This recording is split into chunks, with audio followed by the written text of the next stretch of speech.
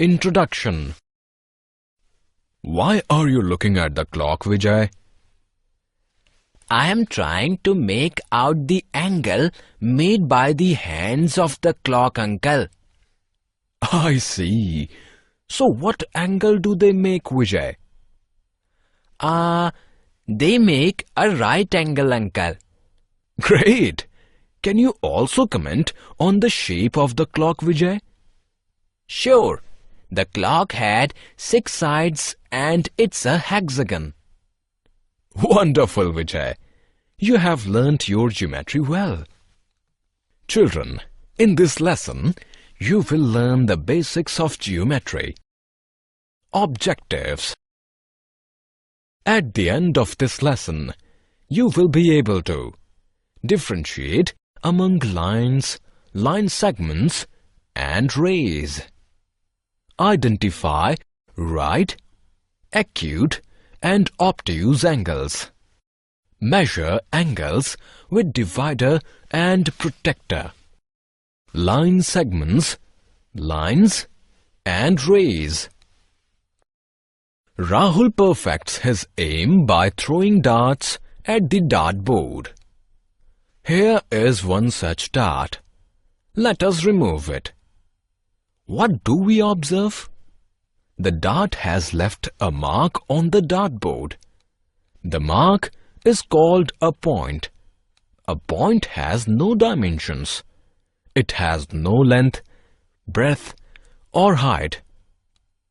Let us remove another dart to reveal another point. We name the 2 points A and B. We now join the 2 points. We get the line segment AB. A line segment has a definite length. It has 2 endpoints. Can we draw another line segment between 2 points A and B? No. Only one line segment can be drawn between any 2 given points. Look at this thin strip of rubber. Let us nail it to the wall and name the point C. The other end of the rubber is free. Let us stretch it. First a little, then a little more, and then some more. What we get is a ray. A ray has only one end point. It can be stretched in the opposite direction infinitely. Let us now remove the nail and stretch the rubber in other direction. We now have a line. A line has no end points. It can be stretched in either direction infinitely. Polygons. We can form different shapes by enclosing them with line segments on all sides.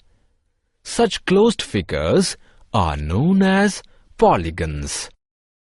Polygons have different names depending upon the number of line segments they use. Here we look at the following types of polygons. They are triangle, quadrilateral, pentagon, hexagon, heptagon, octagon, nonagon, and decagon. Now we will learn more about each polygon one by one in details. We take 3 pieces of plastic and join them to form a towel hanger. We have created a triangle. A triangle is a polygon made up of 3 line segments. It is the smallest polygon possible. We use 4 pieces of carved wood to create a photo frame.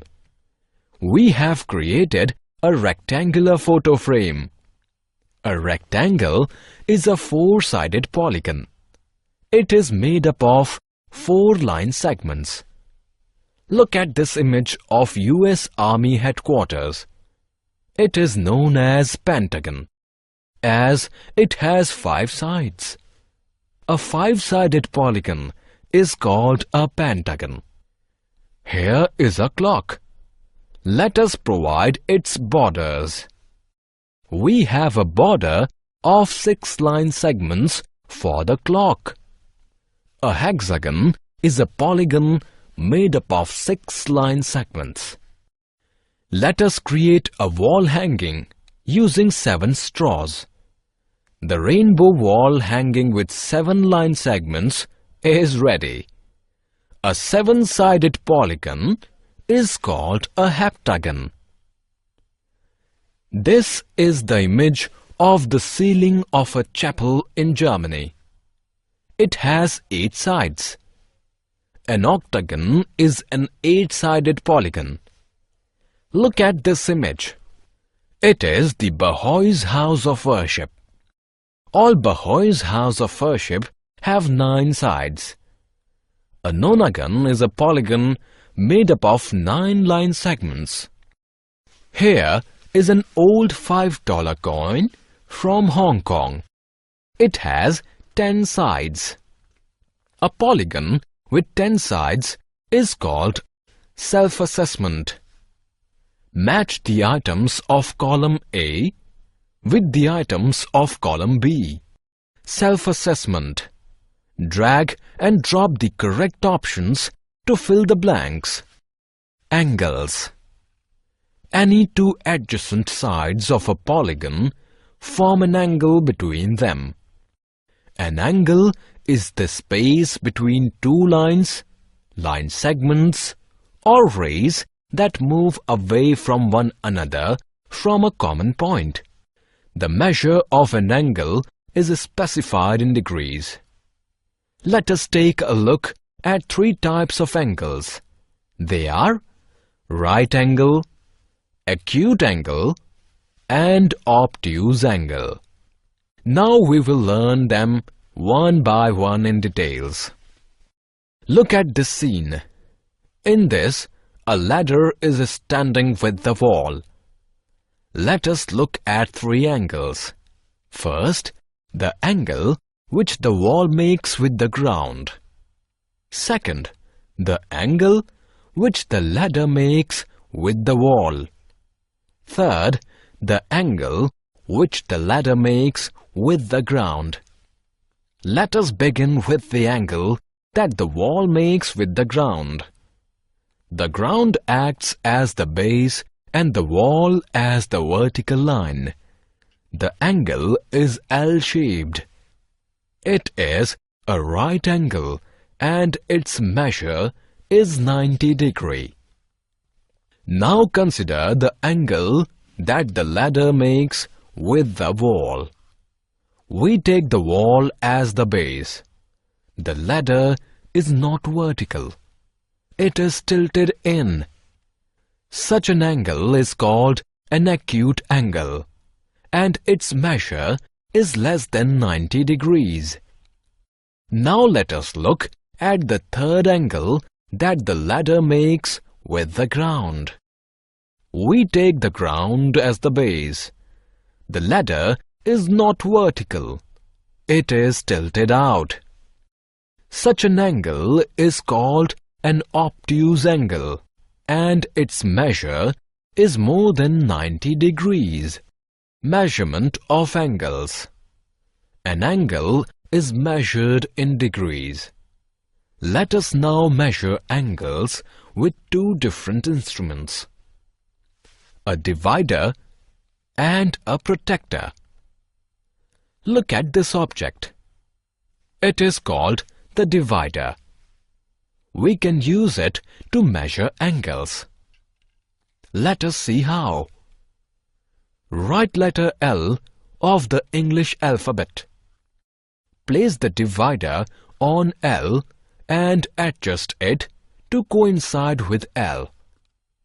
Lift the divider up. The angle formed by it is a right angle. Write letter V of the English alphabet. Place the divider on V such that one of its arm and common point coincide one of the arms and common point of V. What do you see? The other arm of the divider lies to the left of the other arm of V. It means that V makes an angle, acute angle, which is smaller than the right angle. Now consider the letter K of the English alphabet. Let us modify it to look like this. Place the divider on the figure such that one of its arms and common point coincide with one of the arms and common point of the figure. What do you observe? The other arm of the divider lies to the right of the other arm of the figure. It means that the figure makes an angle greater than the right angle, that is, an obtuse angle.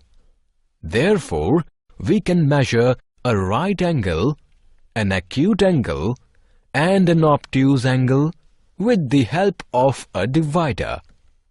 The wider the divider opens, the larger the angle it makes.